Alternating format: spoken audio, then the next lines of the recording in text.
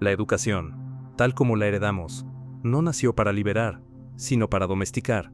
Fue diseñada en los albores de la era industrial, con campanas que marcan el tiempo, aulas en fila como fábricas de obediencia, y un currículo que premia la memorización por encima de la curiosidad.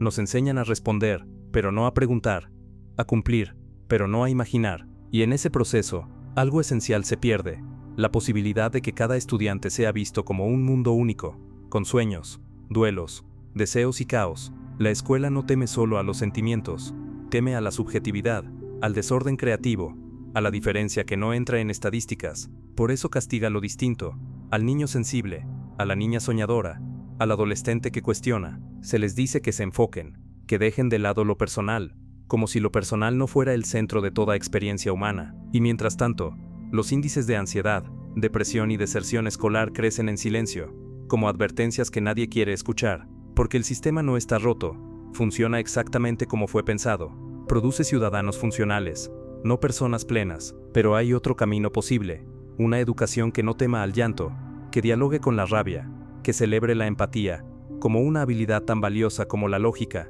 una escuela donde el profesor no sea un juez de emociones, sino un guía que también se atreve a decir, no sé, me equivoqué, hoy también me siento perdido, porque enseñar desde la autenticidad transforma, y cuando los estudiantes ven que sus maestros son humanos, empiezan a creer que ellos también pueden serlo.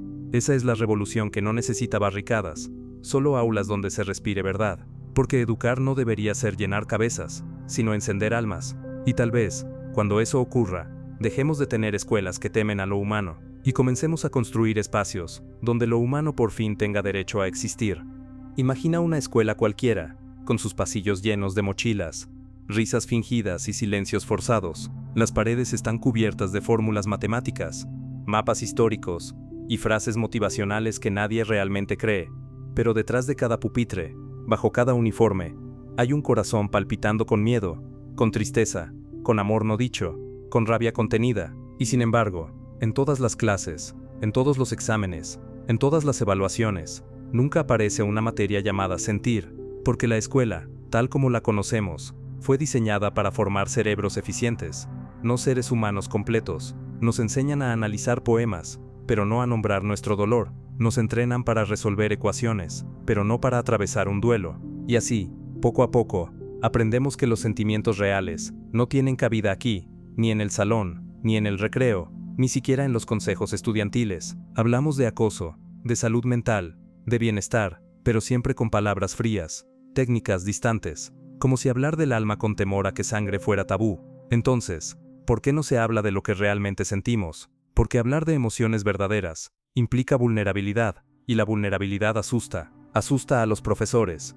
asusta a los directivos, asusta al sistema, porque si los estudiantes aprenden a sentir, también aprenderán a cuestionar por qué sufren, por qué obedecen, por qué enmascaran su identidad para encajar. Y un estudiante que siente, piensa, y uno que piensa, exige. Así que el silencio sobre lo humano no es un descuido, es una estrategia. Pero imagina, solo por un momento, una clase donde alguien diga, hoy me siento solo, y en vez de burlas o indiferencia, reciba un gracias por decirlo, yo también.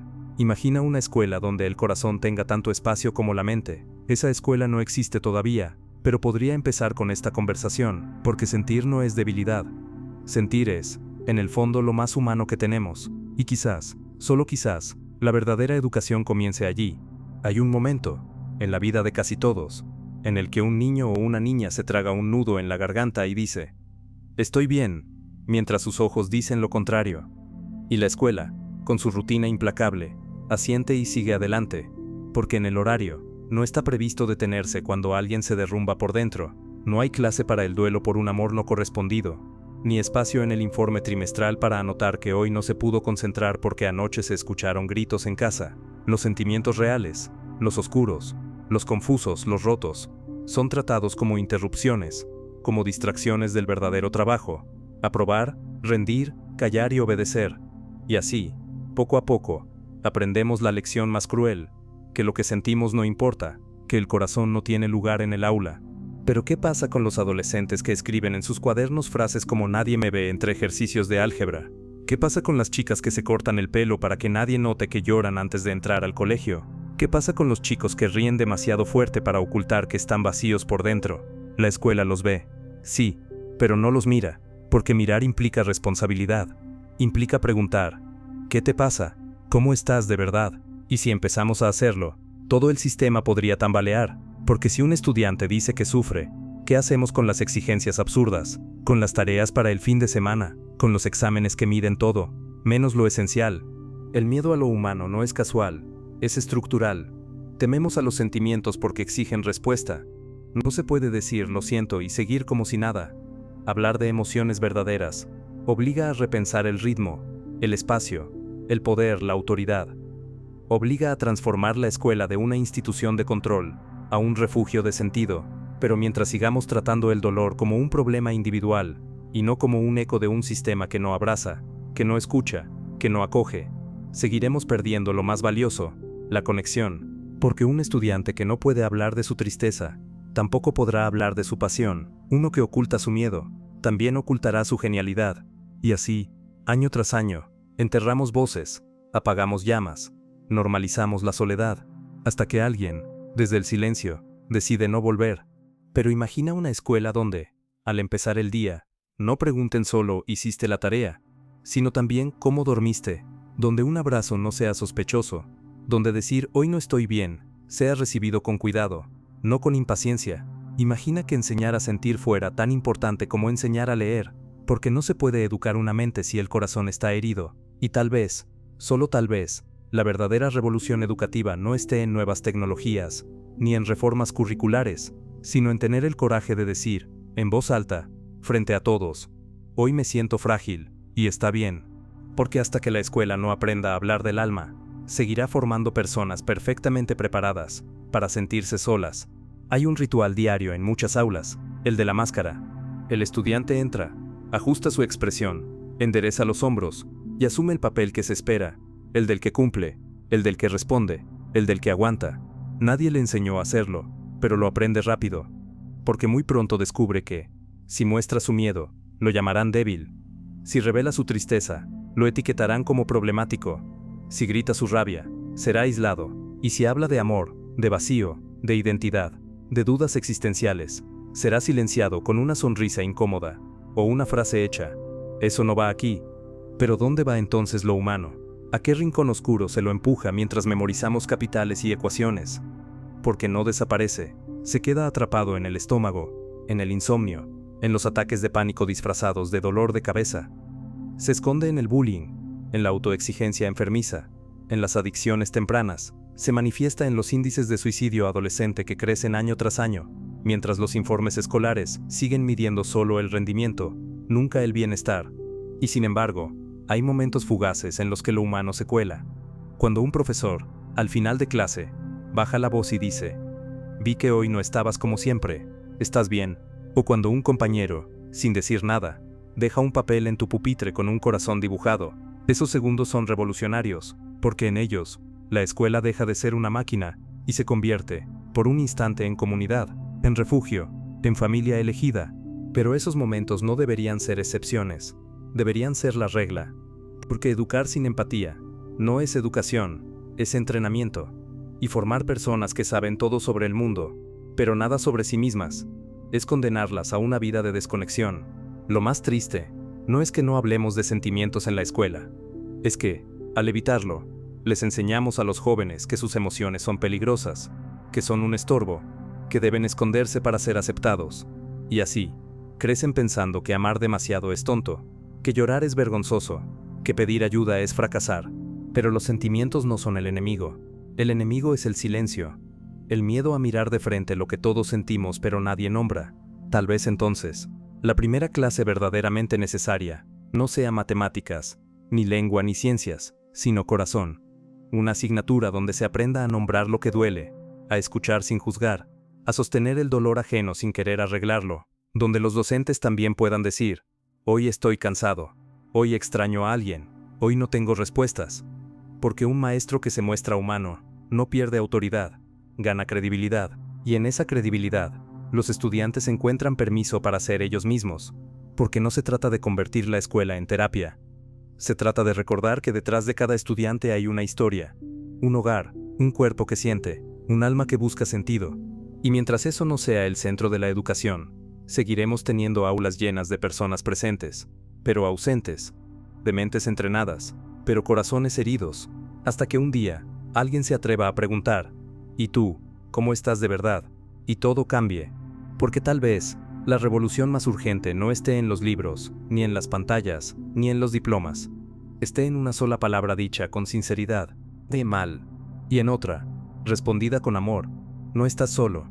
Eso sí, sería educación. Hay una herida invisible que muchos llevamos desde la escuela. No se ve en los brazos, pero pesa en el pecho.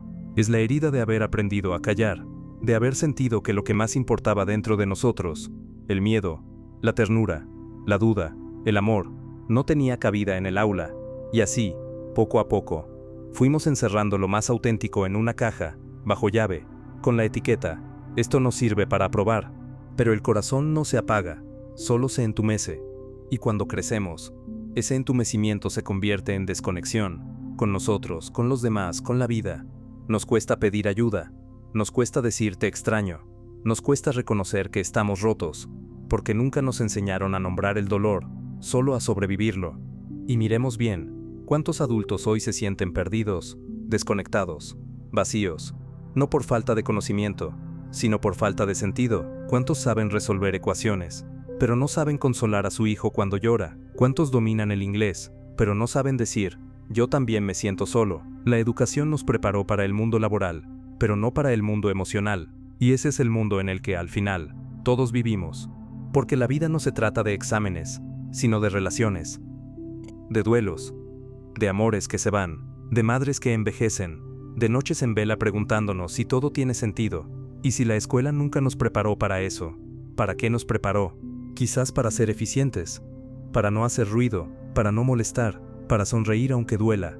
La ironía es brutal. Estudiamos el ser humano desde fuera, como un objeto de análisis, pero jamás lo hacemos desde dentro, como una experiencia vivida. Y en ese vacío, crece el sufrimiento silencioso, el adolescente que se automutila en secreto, la estudiante que finge sonreír mientras planea dejar la escuela, el chico que carga con el peso de ser el fuerte de la familia, aunque tenga 14 años. Y lo más triste no es que sufran, es que sufran solos, porque el sistema no solo no habla de sentimientos, los castiga, los patologiza, los convierte en problemas de conducta, en bajos rendimientos, en casos especiales que hay que derivar, no abrazar. Hace unos años, en una escuela de Sudamérica, una profesora decidió hacer algo diferente. Al comenzar la clase, no preguntó por la tarea, pidió a sus alumnos que tomaran un papel y escribieran, hoy me siento. No era obligatorio compartir, pero podían hacerlo si querían, y uno a uno, algunos lo hicieron. Hoy me siento invisible. Hoy me siento furioso porque mi papá se fue. Hoy me siento feliz porque alguien me dijo que valgo, y mientras escuchaba, la profesora no corregía, no juzgaba, no daba consejos, solo decía, gracias por decirlo, estoy aquí. Ese día, nadie aprendió fórmulas químicas, pero todos aprendieron algo más importante, que no estaban solos, que sus sentimientos eran válidos, que existían, aunque el sistema los ignorara. Este gesto, tan simple, es revolucionario, porque desafía el mito de que la escuela debe ser un espacio neutral, despojado de emociones, como si los sentimientos fueran un virus que contamina el conocimiento. Pero la verdad es otra. No puedes aprender si no estás bien. No puedes concentrarte si estás en duelo. No puedes participar si te sientes invisible. La neurociencia lo confirma. Las emociones no interfieren con el aprendizaje, son su base. Un cerebro en estrés crónico no puede memorizar, razonar, crear. Necesita primero sentirse seguro, necesita saber que es visto, que es escuchado, que importa. Entonces, ¿por qué seguimos actuando como si el corazón no tuviera lugar en el aula? ¿Por qué tememos tanto a lo humano? Tal vez porque hablar de sentimientos nos obliga a mirar hacia adentro, a los profesores, a los directivos, a los padres. Porque si aceptamos que los estudiantes sufren, debemos preguntarnos, ¿qué parte tenemos en ese sufrimiento? ¿Qué exigencias absurdas mantenemos? ¿Qué silencios cómplices rompemos? Hablar de emociones no es solo un acto pedagógico, es un acto político, porque cuestiona el poder, el control, la autoridad ciega. Un estudiante que aprende a sentir, también aprende a pensar, y uno que piensa, pregunta, y uno que pregunta, exige, y eso asusta. Imagina un aula al final del día, cuando ya todos se han ido, y solo queda una silla desacomodada, un dibujo olvidado bajo un pupitre, una palabra escrita con lápiz en la esquina del cuaderno. Nadie me escucha. Esa frase no está en el plan de estudios, no aparece en las evaluaciones, pero es tal vez la lección más verdadera que muchos han aprendido entre esas paredes, porque la escuela, con sus reglas, sus campanas, sus listas de asistencia, ha sido sin quererlo, o quizás con intención, una escuela de silencio, no de conocimiento reprimido, sino de sentimiento enterrado. Aprendimos a escribir ensayos perfectos sobre el romanticismo, pero nunca nos enseñaron a nombrar el amor que nos quema por dentro. Estudiamos la fotosíntesis con precisión, pero nadie nos explicó cómo respirar cuando el pecho se cierra de tristeza. Y así, generación tras generación, fuimos creciendo con un vacío disfrazado de normalidad, la sensación de que algo falta, aunque todo parezca en orden, porque lo que falta no es más contenido, ni más tecnología, ni más horas de clase. Lo que falta es un espacio donde se pueda decir, sin miedo, hoy no quiero sonreír, y que eso no sea visto como un fracaso, sino como un acto de valentía, donde un abrazo no sea sospechoso, donde la pregunta, ¿cómo estás?, no sea un saludo automático, sino una invitación sincera a mostrar lo que se esconde bajo la fachada del todo bien, porque detrás de cada estudiante hay un universo de emociones que nadie le ha dado permiso a nombrar: el miedo al rechazo, la culpa por no ser suficiente, la soledad en medio de una multitud. Y mientras la escuela siga actuando como si esos mundos no existieran, seguirá formando personas que saben todo sobre el mundo exterior y casi nada sobre el interior. Pero hay esperanza. Está en el profesor que se agacha para mirar a los ojos al niño que no habla, en la alumna que escribe un poema sobre su ansiedad, y por primera vez, lo lee en voz alta, en la escuela que empieza el día no con un examen, sino con un círculo de palabras verdaderas, porque cambiar la educación no requiere destruirlo todo. A veces basta con un solo aula, un solo adulto, un solo momento en el que alguien diga, aquí puedes sentir, aquí puedes ser, y en ese instante, tal vez, la escuela deje de tener miedo a lo humano, y comience, por fin, a sanar. Pero hay otro miedo más profundo, el miedo a la vulnerabilidad. A los docentes también se les exige ser fuertes, infalibles, siempre listos. Nadie les pregunta si duermen bien, si están cansados, si también cargan duelos. Y así, muchos profesores repiten el ciclo. Enseñan con el corazón roto, porque no tuvieron permiso para sanar, porque ellos también pasaron por aulas donde se les dijo, no llores, no te distraigas, sigue adelante, y ahora, sin herramientas emocionales, transmiten conocimiento, pero no contención, no porque no quieran, sino porque no se les enseñó. Pero imagina otra escuela. Imagina una donde, al entrar, no te midan por tu coeficiente intelectual, sino por tu capacidad de empatía, donde el mejor alumno no sea el que más sabe, sino el que más cuida, donde los profesores no tengan miedo de decir, hoy no estoy bien, necesito un minuto, donde los recreos no sean caos sin sentido, sino espacios de encuentro, de juego, de respiración, donde se hable de duelo, de identidad, de amor, de miedo, no como temas de emergencia, sino como parte del currículo, donde un joven pueda decir, soy depresivo, no quiero seguir, y en vez de ser derivado, medicado o ignorado, sea recibido con, gracias por confiar, estamos contigo. Esa escuela existe. No en todas partes, no a gran escala, pero existe. En pequeñas aulas, en proyectos alternativos, en maestros anónimos que cada día deciden humanizar su práctica, en escuelas de Finlandia que empiezan el día con círculos de emociones, en colegios de Colombia que enseñan inteligencia emocional desde los 6 años, en maestros de Argentina que usan la poesía para que los chicos hablen de sus familias rotas, en profesoras de México que abrazan a sus alumnas cuando lloran. Son actos pequeños, pero son semillas, porque cada vez que un adulto dice, tu dolor me importa, está desmantelando, poco a poco, el sistema que teme a lo humano. Y es que la verdadera educación no está en los libros, está en la mirada, en el tono de voz, en el silencio compartido. Está en saber que, aunque falles, sigues siendo valioso, que aunque llores, sigues siendo fuerte, que aunque no entiendas, sigues siendo digno de paciencia. La escuela no debería ser un lugar donde aprendemos a sobrevivir, debería ser un lugar donde aprendemos a vivir, con todo, con alegría, con dolor, con dudas, con amor, porque al final, no recordaremos las fórmulas de matemáticas, pero sí recordaremos al profesor que notó que algo andaba mal, que nos detuvo en el pasillo y dijo, estás bien, de verdad. Ese momento, ese gesto, puede cambiar una vida, puede ser la diferencia entre seguir adelante o rendirse, entre sentirse solo o sentirse acompañado. Y si hay algo que esta crisis emocional global nos ha enseñado, los índices de ansiedad, depresión, suicidio adolescente, el vacío existencial de los jóvenes, es que ya no podemos seguir fingiendo. Ya no podemos seguir actuando como si la mente pudiera funcionar sin el corazón, como si la escuela fuera solo un tránsito hacia el trabajo, y no una etapa fundamental de la vida humana. Pero hay algo que el sistema no pudo borrar: la memoria del cuerpo, el recuerdo de aquel recreo en el que te quedaste solo en un rincón, y nadie vino, o de aquella vez que levantaste la mano para decir que no entendías, y el profesor te miró como si fueras un estorbo, o de cuando escribiste un poema sobre tu padre ausente, y te dijeron: esto no es literatura, es confesión. Esos momentos no se olvidan, se quedan, y se convierten en la creencia silenciosa de que no estás a la altura, de que tus emociones son un problema, de que no mereces ser escuchado, si no hablas con lógica, si no demuestras, si solo sientes. Pero ¿y si la escuela fuera distinta? ¿Y si, en vez de competencia, cultivara cuidado? ¿Y si, en vez de premiar solo a los que responden rápido, honrara también a los que escuchan con paciencia? ¿Y si hubiera un minuto al día, solo uno, en el que todos pudieran decir, sin miedo: hoy me siento? No se necesitan grandes reformas para empezar. A veces basta con un adulto que diga: no tienes que ser fuerte todo el tiempo. Basta con un aula donde se permita el silencio, donde no todo tenga que llenarse con palabras correctas. Basta con un profesor que, al ver a un estudiante con la mirada perdida, no grite: atención, sino que susurre: ¿quieres hablar? Porque la educación verdadera no ocurre solo en la cabeza. Ocurre en el encuentro, en el gesto, en el abrazo no planeado, en la lágrima que no se borra con una frase hecha.